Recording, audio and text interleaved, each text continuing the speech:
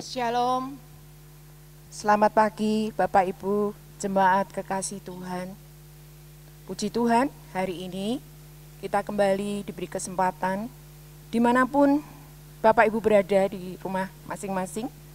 Tetapi Tuhan itu tetap baik, menjaga kita, melindungi kita, memberkati kita.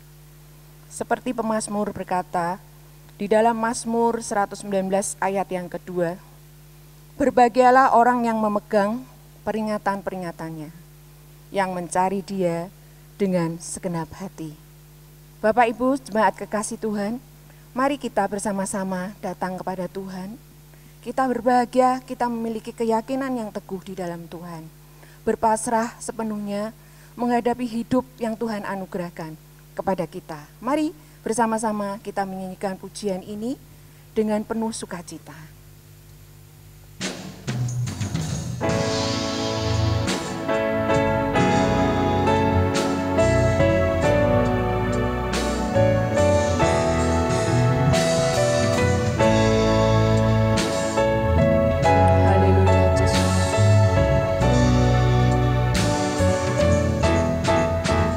Berbahagia, yakin teguh, Yesus abadi, kepunyaanku. Kami warismu Tuhan, aku warisnya, ku ditebus ciptaan baru, Roh Kudus, pasrah sempurna, nikmat penuh, haleluya Yesus, suka surgawi melimpahiku, amin. Lagu malaikat amat merdu, kasih dan rahmat besertaku. Bersama-sama kita katakan, aku berbahagia, menyanyikan pujian ini Tuhan. Ani bahagia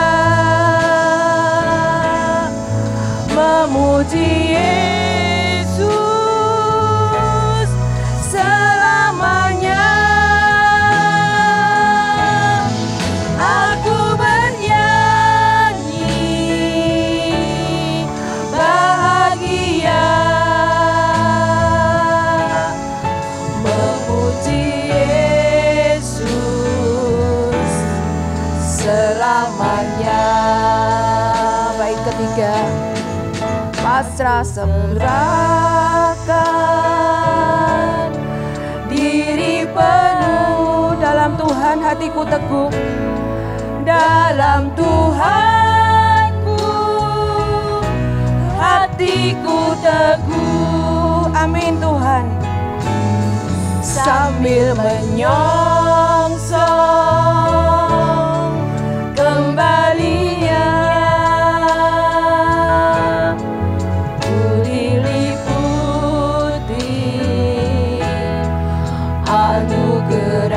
katakan bersama-sama, aku bernyanyi, aku bernyanyi bahagia, memuji Yesus selamanya. Aku bernyanyi bahagia,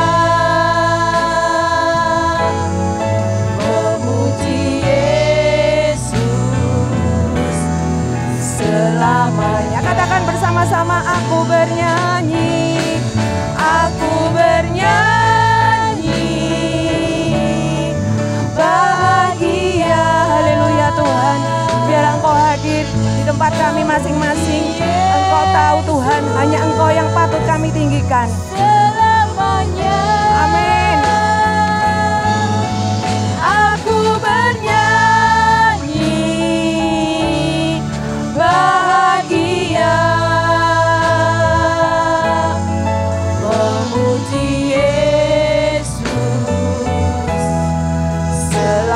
selamanya. Sekali lagi aku bernyanyi, aku bernyanyi bahagia memuji Yesus selamanya. Aku bernyanyi bahagia memuji Yesus selamanya. Memuji Yesus selamanya. Memuji Yesus selamanya.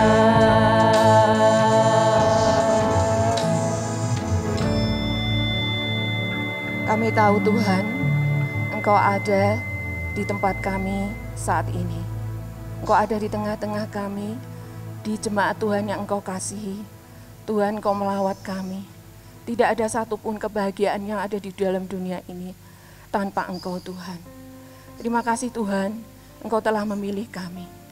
Di dalam pengikut sertaan kami Tuhan, biarlah kami senantiasa dapat sesuai dengan kehendak Tuhan. Biarlah kami bisa memuliakan Tuhan seumur hidup kami Tuhan. Terima kasih Tuhan, saat ini kami mau bersukacita. Kami mau memuji-muji nama Tuhan. Terpujilah nama Tuhan Engkau selama-lamanya. Haleluya. Amin. Bapak Ibu saudara sekalian terkasih dalam Tuhan. Kalau kita boleh melihat keadaan dunia, kanan kiri berita yang kita dengarkan. Semua mengkhawatirkan. Tetapi di dalam Tuhan, satu-satunya penolong kita. Biarlah kita boleh bersorak-sorai pagi hari ini. Bersukacita bersama dengan seluruh jemaat Tuhan. Amin.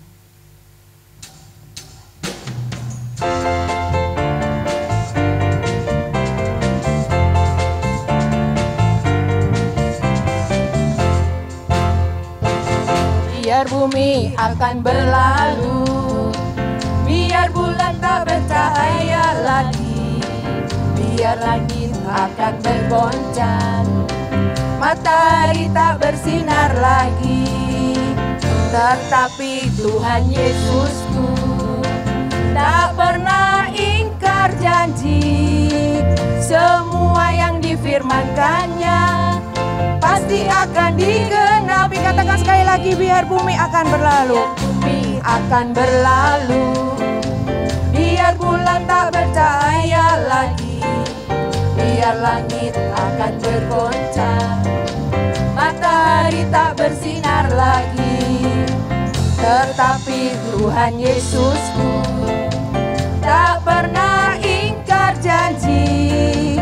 Semua yang difirmankannya pasti akan digenapi. Sekali lagi, biar bumi akan berlalu, biar bumi akan berlalu, biar bulan tak bercahaya lagi, biar langit akan bergoncang, matahari tak bersinar lagi. Tetapi Tuhan Yesusku tak pernah ingkar janji. Semua yang difirmankannya pasti akan digenapi. Yesus, Yesus, sahabatku, penolong dalam hidupku. Ku rindu semua orang mengenalmu. Amin Tuhan. Itulah kerinduan hati kami ya Tuhan. Kebenaran dan memberi hidup yang kekal bagi semua orang yang percaya padamu. Sekali lagi, biar bumi akan berlalu, biar bumi akan berlalu, biar bulan tak bercahaya lagi, biar langit akan bergoncang. Amin. Matahari tak bersinar lagi. Tetapi Tuhan Yesusku tak pernah ingkar janji. Semua yang difirmankannya pasti akan katakan bersama-sama, Yesus Engkau sahabat kami. Yesus sahabatku, penolong dalam hidupku. Ku rindu semua orang mengenalmu. Engkau jalan kebenaran yang memberi hidup yang kekal bagi semua orang yang percaya pada. Katakan Yesus. Yesus, Yesus sahabatku, penolong dalam hidupku. Ku rindu semua orang mengenalmu. Engkau jalan kebenaran yang memberi hidup yang kekal bagi semua orang yang percaya padamu. Bagi semua orang, Bagi semua orang yang percaya padamu. Bagi semua orang yang percaya padamu. haleluya. Terpujilah nama Tuhan. Tuhan, sungguh Engkau baik, penolong kami, sahabat kami. Tiba saatnya, Bapak Ibu Saudara sekalian, kita akan datang kepada kebenaran firman Tuhan. Biarlah Tuhan, Engkau yang akan mengajarkan kepada kami segala rencanamu yang indah bagi kami. Kami percaya ini Tuhan. Pimpinlah jalan kami Tuhan, di dalam terang kebenaran firman-Mu. Mari Bapak Ibu Saudara sekalian, jemaat yang dikasihi Tuhan, bersama-sama kita akan menyanyikan pujian ini dengan sepenuh hati kita, dengan kepasrahan hati yang sepenuhnya. Kita mau menyerahkan hidup ini hanya ke dalam tangan Tuhan.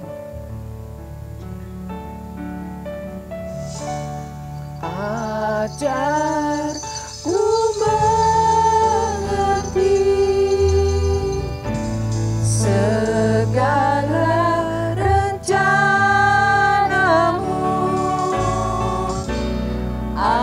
Ajarku berserah hanya padamu. Pimpinlah kami Tuhan. Pimpinlah jalanku dalam terang firman-Mu. Ajarku berharap hanya padamu.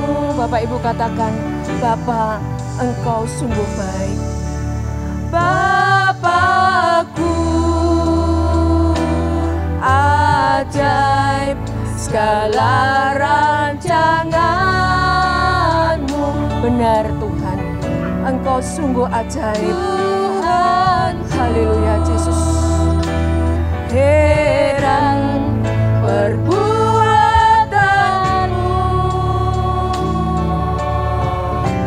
Engkau sanggup mengadakan segala yang ku perlukan menurut kehendak-Mu. Terjadilah.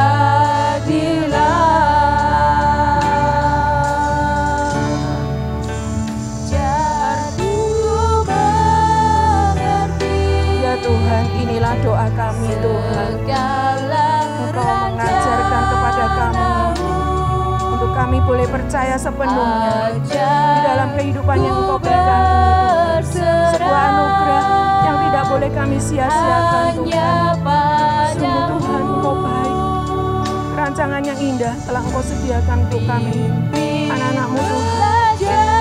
Haleluya Yesus. Dalam terang firman-Mu, ajarku berharap hanya padamu.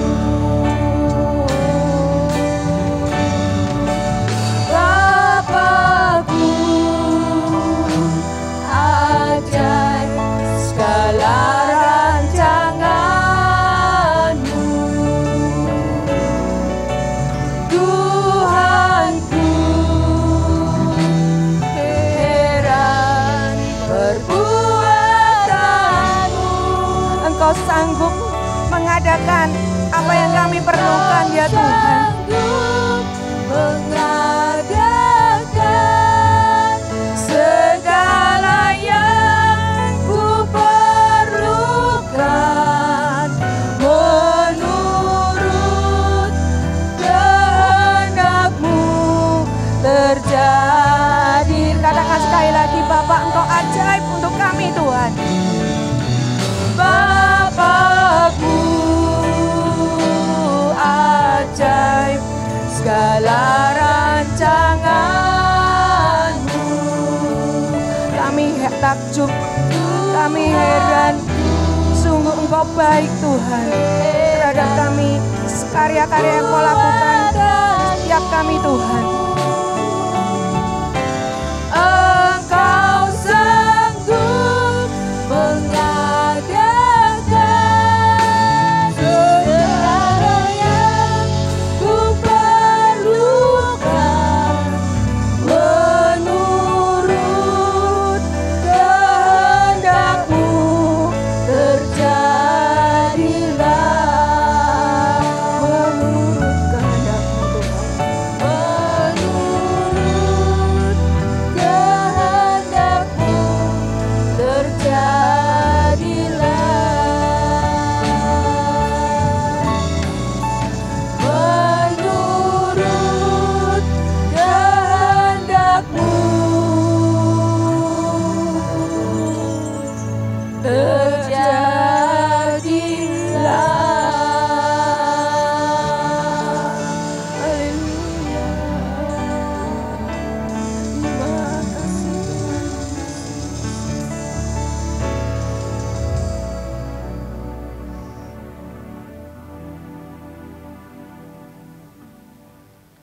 Shalom Bapak Ibu Saudara sekalian, jemaat dan simpatisan, juga Bapak Ibu sekalian yang ikut ambil bagian dalam ibadah Gereja Kristen Indonesia Injili.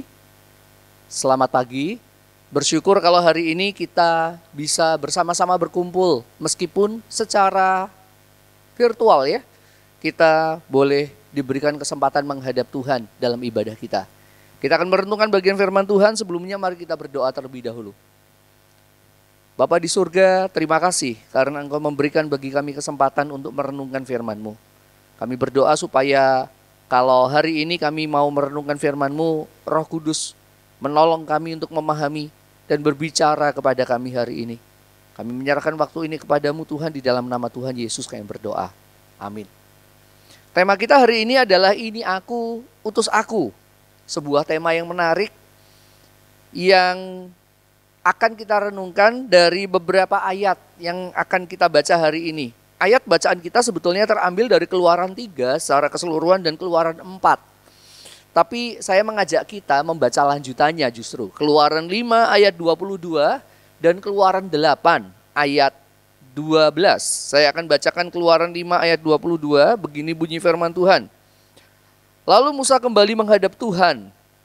Katanya, Tuhan, mengapakah kau perlakukan umat ini begitu bengis? Mengapa pula aku kau utus? Lalu kemudian dilanjutkan Keluaran 8 ayat yang ke-12. Keluaran 8 ayat yang 12 begini bunyi firman Tuhan. Lalu Musa dan Harun keluar meninggalkan Firaun. Dan Musa berseru kepada Tuhan karena kata-kata yang didatangkannya kepada Firaun. Bapak Ibu sekalian yang dikasihi Tuhan, Bapak Ibu pernah mungkin mendengar sebuah istilah winner atau loser effect. Winner effect atau loser effect. Pernahkah mendengar istilah itu? Iya, mungkin jika kita belum pernah mendengar istilah itu seperti ini gambarannya. Kalau kita melihat sekolah, jadi saya yakin Bapak Ibu sekalian mungkin pernah bersekolah begitu ya. Nah, waktu Bapak Ibu sekalian bersekolah begitu, coba Bapak Ibu lihat berapa jumlah teman-teman Bapak Ibu sekelas. Ya mungkin sekitar 20-30 begitu ya. Dari sekitar 20-30 atau mungkin ada yang 40 jumlahnya begitu. Berapa jumlah anak yang biasa menduduki peringkat 1 sampai 3? Apakah acak? Jadi dari 20 atau 30 anak itu mungkin 20-20-nya pernah menduduki peringkat 1 sampai 3. Atau sebetulnya tidak acak. Mungkin hanya sekitar 5 orang yang biasanya rebutan peringkat 1 sampai 3. Peringkat 1 sampai 3 rebutan 5 orang itu saja. Selama Bapak Ibu belajar di sekolah itu. Mana yang betul jawabannya? Ya, mungkin kita akan melihat dalam pengalaman saya, mungkin hanya 5-6 orang yang rebutan peringkat 1 sampai 3. Lah kenapa begitu? Bisa jadi memang salah satunya adalah karena 5 orang ini memiliki tingkat kepandaian yang lebih begitu ya. Kalau kita berandai-andai, ternyata Tuhan memberikan tingkat kecerdasan yang berbeda-beda begitu ya. Tetapi ada sebuah fenomena ketika coba diteliti, kenapa kok orang biasanya yang biasa menang akan bisa mempertahankan kemenangannya lebih panjang begitu ya. Yang biasa kalah biasanya agak susah untuk menjadi pemenang. Kenapa begitu? Ternyata ada yang namanya winner effect atau loser effect. Apa itu winner effect, loser effect? Sebuah perasaan, sebuah pola yang ada di dalam pikiran yang terdalam, yang mungkin kita tidak sadari, yang sebetulnya berasal dari apa yang pernah kita raih. Kalau kita pernah gagal, maka ada sebuah tindakan, ada sesuatu yang mungkin masuk di dalam pola pikir kita yang secara tidak langsung mau mengatakan, ya paling kamu gak bisa, ya sudahlah, cukup segitu, memang kemampuanmu segitu, begitu ya. Sehingga orang-orang yang biasa kalah akan susah untuk mengalahkan kekalahannya. Dan orang yang sudah biasa menang, yang pernah menang begitu ya, dia akan menjadi lebih percaya diri dan dia akan lebih berusaha dengan lebih gampang tentunya kalau menurut teori ini untuk mempertahankan kemenangannya. Inilah yang disebut winner effect dan loser effect. Bapak Ibu sekalian, secara psikologi mungkin ini menarik untuk diteliti. Tapi ternyata pernah ada penelitian yang mengatakan ini ada. Orang yang sudah biasa menang, ya dia akan dengan percaya diri ketika berhadapan dengan situasi yang sama atau yang kira-kira serupa begitu, dia akan berani lebih percaya diri untuk mengalahkan situasi itu, menaklukkan situasi itu. Tetapi orang-orang yang pernah gagal, dia harus bekerja lebih keras karena dia menyadari dia pernah gagal. Bapak Ibu sekalian kasih Tuhan, kalau kita melihat diri kita sendiri ya, kadangkala kita menyadari kita itu manusia yang bertumbuh di dalam Tuhan, yang seringkali juga gagal dan berhasil dalam 1-2 peristiwa, 1-2 hal. Ada kalanya kita gagal dalam 1-2 dosa, dan saya sadari kalau saya melihat diri saya jatuh di dosa-dosa yang sebetulnya mungkin sama. Ya saya bergumul misalnya dengan kata-kata, maka ya saya biasanya memang jatuh di dosa yang kata-kata begitu ya. Saya bergumul dengan pelit begitu misalnya, maka ya saya seringkali jatuh bergumul di hal yang pelit begitu. Dan kalau saya pernah gagal begitu, kadang-kadang saya juga berpikir bisa nggak ya saya ini lepas dari dosa ini. Kalau saya bergumul dengan dosa khawatir, lalu kemudian bertanya juga dalam diri saya, bisa nggak ya saya melepaskan kekhawatiran saya. Dan kadang-kadang loser effect ini berjalan, membuat saya merasa kalau saya gagal dalam kekhawatiran, saya yang biasa jatuh di dosa kekhawatiran, saya akan bilang, ya biasa. Nah pengalaman inilah sebetulnya teman-teman, Bapak Ibu Saudara sekalian yang terjadi pada Musa. Kalau kita melihat panggilan Musa, panggilan Allah kepada Musa, itu sudah Tuhan nyatakan di dalam Keluaran 3. Di dalam Keluaran 3 Tuhan itu mengundang Musa, memanggil Musa untuk dipanggil menjadi alatnya Tuhan. Nah menarik kalau kita ingat bagaimana Musa sebetulnya adalah satu pribadi yang tumbuh menjadi pribadi yang hebat karena dia tinggal di dalam istana Firaun sebetulnya. Dia terdidik, dia terampil, dia cerdas, dia mendapat pendidikan yang baik, dan dia sadar sebetulnya dia bukan orang Mesir, dia orang Yahudi. Nah dalam ayat-ayat sebelum pasal yang ketiga begitu ya, pasal 2 begitu menunjukkan bagaimana Musa itu sebetulnya dia mencoba berjuang memperjuangkan bangsanya. Tetapi ketika dia memperjuangkan bangsanya, kepentingan bangsanya, dia membunuh orang Mesir, menguburkannya, di dalam pasir begitu ya. Ternyata itu ketahuan sama orang Yahudi.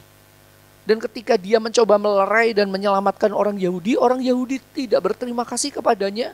Justru orang Yahudi membeber-beberkan tindakan Musa. Dan itu membuat Musa begitu terpukul. Dia mencoba menolong, tapi dia sendiri dikhianati oleh bangsanya. Maka larilah dia ke Midian. Menjadi seorang penggembala. Bapak Ibu sekalian, kalau melihat kisah ini, kisah yang menurut saya berat. Seorang yang berada di puncak yang tertinggi. Kalau saya bilang puncak karir. Seorang yang tidak jahat, seorang yang baik, seorang yang pengen menolong. Tapi ternyata ketika dia menolong, justru dia terpuruk. Dan dia menjadi gembala. Bapak Ibu, ini sebuah kejatuhan yang menyakitkan tentunya. Dan ketika Tuhan memanggil Musa, kejatuhan ini membuat Musa berkata, Tuhan, utus orang lain saja. Kalau kita baca Keluaran 3 dan Keluaran 4, Tuhan berkali-kali mencoba membujuk Musa. Sampai dia berkata, coba masukkan tanganmu di dalam baju, coba lemparkan tongkatmu, apa yang terjadi. Dan mujizat-mujizat ditampilkan di depan Musa. Musa berkata, aduh bukan aku. Aku tidak pandai bicara. Sampai Tuhan berkata, siapa yang buat lidah? Dan Musa berkata, jangan utus aku. Dan Tuhan sampai murka. Dan akhirnya Musa berangkat. Ada sebuah kekalahan-kekalahan yang Musa pernah alami dan itu membentuk diri Musa sehingga Musa berkata, aku gak bisa. Siapa aku? Nah, saudara sekalian yang dikasihi Tuhan, yang menarik adalah kalau kita membaca Keluaran 3 sampai sepanjang bangsa Israel akan keluar dari Mesir itu sebetulnya sepanjang sejarah itu Musa tidak memiliki respon yang baik kepada Tuhan. Musa tidak memiliki respon yang positif kepada panggilan Tuhan. Nah, ini yang menjadi menarik untuk kita renungkan bersama adalah bagaimana cara Musa, bagaimana Musa membentuk dirinya dari orang yang memiliki, menurut saya, loser effect begitu ya. Sebuah kondisi kekalahan yang menyakitkan, yang membuat dia tidak mau berupaya lagi, menjadi orang yang bisa memiliki kemauan untuk berkata, ini aku Tuhan, utus aku Tuhan. Bagaimana perubahan ini terjadi? Yang pertama mari kita lihat. Kalau bicara soal ini aku utus aku dalam pribadi Musa, kita harus tahu bahwa panggilan Tuhan kepada Musa itu bukanlah bicara soal Musa. Tapi ini bicara soal Tuhan. Bapak Ibu sekalian, pekerjaan Tuhan, panggilan, itu bukan bicara soal kemampuan manusia. Tapi dalam kasus Musa sangat tampak nyata bahwa panggilan itu adalah karya Tuhan. Sesuatu usaha Tuhan. Kalau boleh dikatakan, saya boleh katakan begitu ya. Bagaimana panggilan itu sebetulnya bukan bicara tentang bagaimana Tuhan mau memakai kamu, tapi juga bagaimana Tuhan mau membentuk kamu. Saya ulangi, kalau bicara soal panggilan Tuhan, itu bukan bicara soal bagaimana Tuhan memakai kamu menjadi berkat untuk semua orang. Bukan itu saja.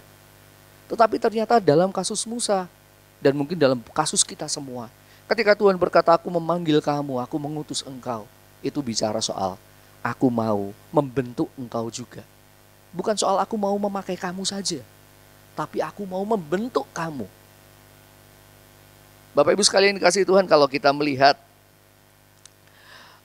banyak orang yang berkata bahwa kalau bicara soal panggilan, orang itu harus mampu. Aku gak bisa nyanyi. Suaraku kayaknya cocok hanya sekedar di kamar mandi begitu ya. Kalau untuk menjadi singer, menjadi WL, waduh, jangan saya deh. Suaraku kacau. Dan akhirnya kita tidak terbeban, tidak ikut ambil bagian dalam menyanyi. Tapi Bapak Ibu sekalian, yang menarik kalau kita coba aplikasikan secara langsung dari apa yang kita dapatkan pagi ini, dari poin yang pertama. Ada banyak orang, ketika dia mungkin berkata, aku tidak bisa. Tapi dia punya hati untuk ambil bagian. Dan Tuhan itu membentuk dia, justru ketika dia masuk di dalamnya. Ada orang-orang yang mungkin gak bisa nyanyi mungkin. Atau nyanyinya mungkin kalau dihitung dalam skala 1 sampai 10 mungkin 7 atau 6. Tapi dia ikut di dalam pelayanan sebagai singers. sebagai worship leader mungkin ya, atau sebagai guru sekolah minggu yang mimpi nyanyi. Dan kemampuannya itu diasah oleh Tuhan. Tuhan membentuk dia. Saudara sekalian, ada banyak orang berkata, aku ini gak layak melayani. Saudara, justru ketika kita melayani, ketika kita menerima panggilan Tuhan, kadangkala kita diproses dan dilayakkan. Kita menerima proses dari Tuhan. Ada orang berpikir aku gak bisa melayani. Tunggu, ketika kita ikut ambil bagian, Tuhan membentuk kita. Musa, saudara-saudara, itu kalau kita baca dari ayat yang pertama, pasal pertama sampai pasal yang ke-8 tadi itu, saya itu melihat Musa itu cuek dengan Tuhan. Musa disuruh ke sana ke sini, dia ikut saja. Dan ayat yang tadi kita baca, 2 ayat tadi, pasal 5 ayat 22 dan pasal 8 ayat 12, itu adalah ayat yang Musa sendiri datang menghadap Tuhan. Kalau Bapak Ibu baca, nanti dari pasal 3 begitu ya, Musa diutus Tuhan tuh Musa sudah nolak ketika dia menyampaikan berita itu kepada bangsa Israel, malah bangsa Israel ditindas. Tuhan, Musa itu protes kepada Tuhan, dia kan bukan aku. Dan sepanjang kisah itu kalau kita nanti lihat, yang aktif bicara bukan Musa. Musa tidak ketemu Tuhan, aktif ketemu Tuhan tidak. Tapi Tuhan yang ketemu Musa. Tuhan yang ketemu Musa. 2 ayat ini, 5 ayat 22 dan 8 ayat 12. Itu adalah saatnya Musa datang kepada Tuhan. Hanya dicatat di situ. Jadi Tuhan yang aktif. Tuhan yang membentuk Musa. Kalau saya boleh katakan ini adalah justru suasana di mana panggilan, keyakinan panggilan itu terbentuk di situ. Bapak Ibu sekalian, saya jadi teringat kalau zaman dulu. Kalau zaman sekarang beda mungkin ya. Kalau zaman dulu cinta itu kadangkala datang justru ketika orang sudah menikah. Ketika orang dijodohkan begitu ya. Ketika sudah masuk dalam bahtera pernikahan, cinta baru datang kemudian karena orang dijodohkan begitu. Kalau zaman sekarang mungkin tidak. Orang punya cinta dulu baru menikah. Kalau zaman dulu dijodohkan dan cinta itu bertumbuh dan itu bisa Bapak Ibu. Di kisah Alkitab dikisahkan bagaimana ada orang-orang yang bertumbuh dalam panggilannya. Salah satunya adalah Musa ini. Contoh lainnya adalah Yunus. Bagaimana Tuhan menunjukkan Niniwe dan Yunus bilang, enggak, aku enggak mau ke Niniwe.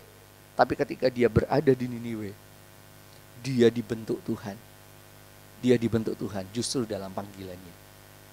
Saudara sekalian kasih Tuhan, itu pokok yang pertama.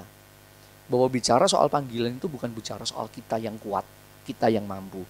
Tapi soal Tuhan yang mampu membentuk kita. Tuhan tidak pengen hanya memakai kita. Tapi juga ketika kita dipanggil, Tuhan juga mau membentuk kita. Itu hal yang pertama. Hal yang kedua, hal yang terakhir, kalau kita membaca ayat-ayat ini, maka kita bisa melihat bahwa Musa, kalau bicara soal panggilan, Musa itu adalah pribadi yang mau bergelut dengan Tuhan. Adalah pribadi yang mau membuka diri kepada Tuhan. Saudara sekalian, ada satu buku yang berjudul Outliers, yang menulis bernama Malcolm Gladwell. Dia berkata bahwa kalau ada orang menjadi pandai, misalnya pemain gitar gitu ya, dia jago main gitar, jangan bayangkan orang itu dalam semalam jago main gitar. Kalau kita lihat musisi, misalnya contoh menyebut nama begitu ya, Dewa 19 misalnya begitu ya, dia menjadi musisi ternama. Jangan pikirkan dia menjadi musisi ternama hanya dalam semalam. Pasti ada peristiwa jatuh bangun, ada peristiwa cekcok, ada peristiwa macam-macam yang ada di dalamnya. Dan kalau saya boleh katakan, itu adalah karena proses yang dia lalui. Malcolm Gladwell berkata, kalau mau orang menjadi bisa, itu perlu jam, 10.000 jam minimal. Kalau orang mau menjadi jago, perlu 10.000 jam latihan untuk menjadi jago. Bapak Ibu sekalian, kalau bicara soal panggilan, maka saya itu melihat ada pertumbuhan dalam diri Musa. Ada sebuah kemauan yang Musa itu mau melibatkan diri perlahan, membuka diri perlahan. Dia mau melibatkan dirinya di dalam apa yang Tuhan itu kasih beban di dalam dirinya. Tuhan berkata, aku utus kamu. Musa ogah, tapi dalam keogahannya dia mencoba membuka diri. Dia mau terlibat, dan ketika dia mau terlibat, dia berubah. Bapak Ibu sekalian, di awal kalau saya boleh katakan Musa ini adalah pribadi yang ogah ketemu Tuhan. Ogah untuk melayani.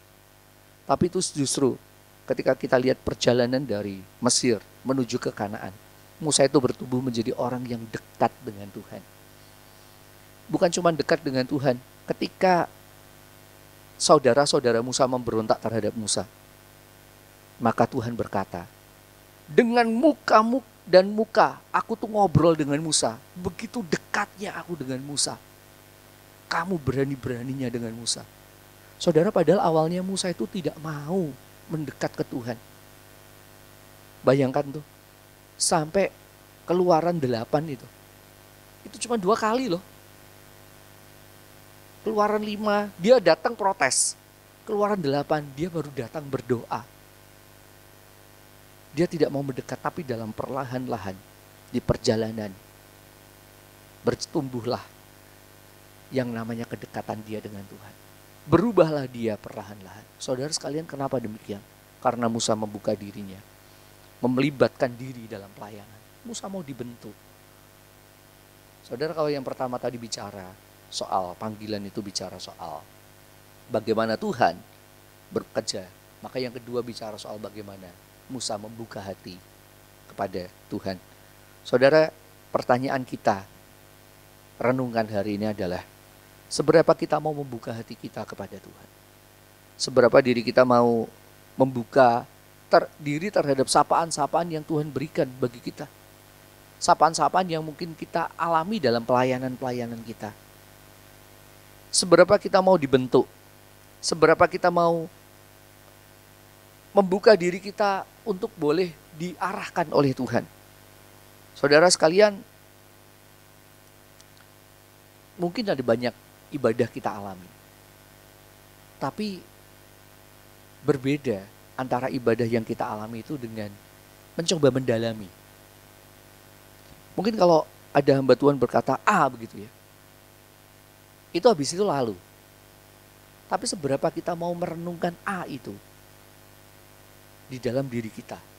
Seberapa itu mau kita pakai itu untuk menjadi firman Tuhan yang mungkin berbicara kepada kita, bukan hanya sekedar lalu kita dengarkan. Dan kita mau dibentuk oleh firman Tuhan itu. Saudara sekalian kasih Tuhan,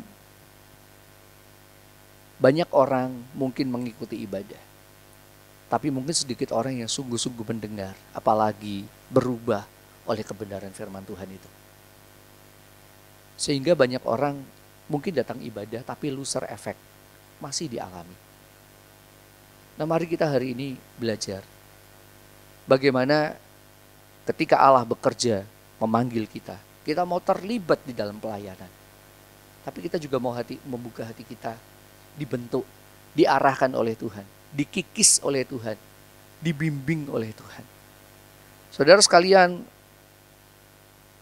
tidak ada tempat yang akan lebih baik menjadi tempat kita bertumbuh kecuali dalam pelayanan.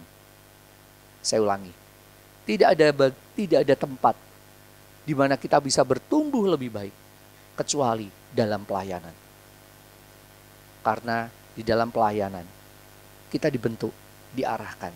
Tapi menjadi pertanyaan juga, seberapa kita mau membuka diri kita sehingga kita betul-betul diarahkan, betul-betul dibimbing, betul-betul dituntun oleh Tuhan. Kiranya bagian firman Tuhan hari ini menolong kita ketika kita berkata, ini aku, utus aku Tuhan. Itu juga berarti, ini aku, bentuk aku Tuhan. Ini aku, ubah aku Tuhan. Dan biar itu menjadi berkat untuk kita sekalian. Mengarahkan kita semakin menyenangkan hati Tuhan. Mari kita berdoa. Kami berdoa Tuhan supaya kebenaran firman Tuhan hari ini boleh berbicara untuk kami. Untuk yang menguraikan ataupun juga sekaligus untuk kami yang mendengar. Merenungkan firman Tuhan, diubah oleh firman Tuhan. ditolong oleh firman Tuhan, bertumbuh di dalam Kristus. Terima kasih Tuhan. Kami berdoa supaya Tuhan memakai kami menjadi Allah Tuhan, tapi juga membentuk kami semakin menyenangkan hati Tuhan. Terima kasih Tuhan Yesus. Ini doa kami. Dalam nama Yesus kami berdoa. Amin. Tuhan memberkati kita sekalian. Kita bersyukur kepada Tuhan, saudara-saudara, untuk ibadah online pada pagi hari ini, di mana kita semua telah mengikutinya. Lewat kesempatan ini, saya atas nama majelis dan seluruh jemaat mengucapkan banyak terima kasih untuk pelayanan yang telah dilakukan oleh Bapak Evangelis Palguno Nugroho. Terima kasih, kiranya Tuhan akan memberkati Pak Palguno bersama dengan segenap keluarga. Saudara, saya juga ingin mengingatkan bahwa nanti pada minggu depan kita akan duduk semeja dengan Tuhan di dalam perjamuan kudus. Mari kita siapkan hati kita, saudara-saudara, untuk ikut serta di dalam perjamuan kudus. Biar kiranya perjamuan kudus akan menjadi kekuatan, menjadi berkat bagi kita semua. Mari sekarang kita akan tutup dengan doa, saudara-saudara. Bapa yang ada di sorga, Tuhan punya rencana yang terbaik untuk kehidupan kami. Sebab itu terima kasih untuk ibadah pada pagi ini. Engkau telah memberkatinya. Kami makin menyadari apa arti daripada panggilan kami. Tuhanlah yang telah memanggil kami lebih dulu. Terima kasih Tuhan. Dan biar kiranya kami tetap belajar dalam segala perkara berserah kepada Tuhan. Kami ingin menyerahkan hidup kami ke dalam tangan-Mu. Kami ingin menyerahkan seluruh tubuh, jiwa, dan roh kami juga ke dalam tangan Tuhan. Kami ingin menyerahkan diri kami secara pribadi, tetapi kami juga rindu Tuhan bersama-sama dengan segenap keluarga menyerahkan diri kepada-Mu. Kami bersyukur karena di dalam segala perkara Tuhan punya rencana. Dan rencana-Mu selalu indah untuk tiap-tiap kami. Pimpin akan jemaat-Mu ya Tuhan. Engkau yang akan beserta dengan mereka. Engkau yang memberkati mereka. Engkau yang akan menjagai seluruh sidang jemaat-Mu. Kami doakan untuk mereka yang bekerja, yang mencari nafkah, yang harus keluar dari rumah di tengah-tengah situasi pada saat ini. Tapi kami percaya Tuhan, Tuhan juga yang membungkus setiap jemaat Tuhan dengan darah Tuhan Yesus Kristus. Dan biar kiranya pagar api-Mu yang kudus yang akan menjaga dan melindungi. Demikian juga mereka yang bertugas keluar kota, mereka yang melakukan pekerjaan sebagai sales, kiranya Engkau pun yang akan menjagai, melindungi mereka satu persatu. Kami tetap menyerahkan semua anak-anak yang masih bersekolah, yang harus mengikuti akan pelajaran secara online. Kiranya Tuhan tetap menyertai, memberikan kepada mereka semangat yang baru, menguatkan akan mereka. Terima kasih Tuhan, terima kasih buat kasih anugerah-Mu. Kami menyerahkan kembali segala perkara kami ke dalam tangan Tuhan. Kami pun berdoa biar kiranya Engkau memberkati persiapan-persiapan kami untuk kami duduk semeja dengan Tuhan pada minggu depan, untuk kami ikut serta di dalam perjamuan kudus. Biar kiranya hati kami siapkan, seluruh hidup kami boleh kami siapkan, supaya kami boleh ikut ambil bagian dalam perjamuan kudus, dan kami beroleh berkat lewat perjamuan kudus itu. Terima kasih Tuhan, itulah doa kami. Kami sudah boleh berdoa di dalam nama Tuhan Yesus, yang adalah Tuhan dan Juru Selamat kami. Haleluya.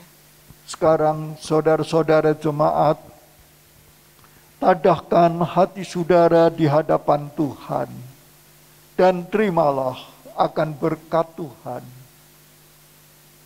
Anugerah Tuhan Yesus Kristus, kasih kesetiaan Allah Bapa, di dalam persekutuan, di dalam Allah Roh Kudus, kiranya beserta dengan saudara-saudara sekalian, dari sekarang ini sampai selama-lamanya, sampai pada waktu Tuhan Yesus Kristus datang untuk kedua kalinya.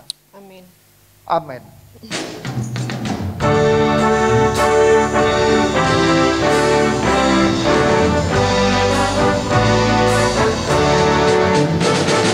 Shalom, shalom, damai Allah turun ke atasku sekarang.